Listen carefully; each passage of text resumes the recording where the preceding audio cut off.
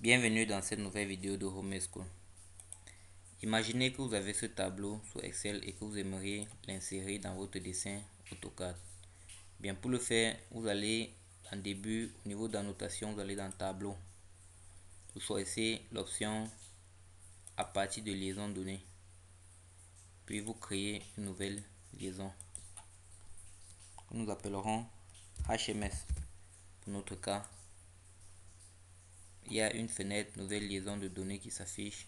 Au niveau de utiliser un fichier Excel existant ou créer un nouveau, on doit créer une nouvelle liaison, un nouveau fichier, une nouvelle liaison, je veux dire.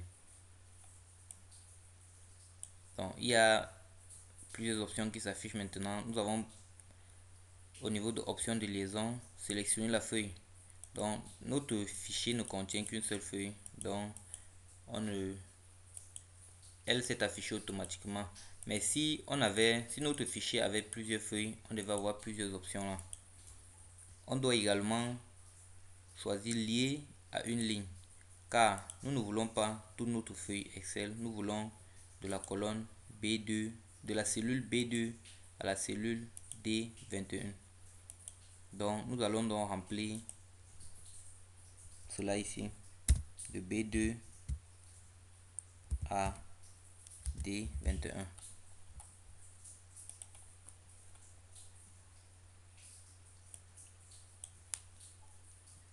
Il y a donc un aperçu qui s'est affiché dans la fenêtre aperçu.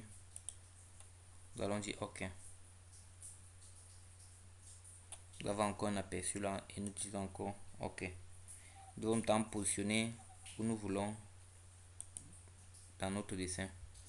Bien, après avoir importé notre fichier, notre tableau, il peut nous arriver de vouloir effectuer des modifications sur certaines cellules. Donc pour le faire, nous sélectionnons la cellule, un clic droit dans verrouillage, on déverrouille et ensuite on peut modifier la cellule comme nous voulons, par exemple mettre 0, ou encore nous pouvons le faire directement sur Excel et vouloir automatiquement le modifier sur AutoCAD. Donc nous modifions, par exemple ici nous allons mettre 500. Nous allons enregistrer et ensuite on revient sur AutoCAD. On sélectionne notre dessin, notre tableau, on fait un clic droit. Au niveau de liaison de données, nous allons dire télécharger les changements du fichier source, mettre à jour le contenu de ces cellules.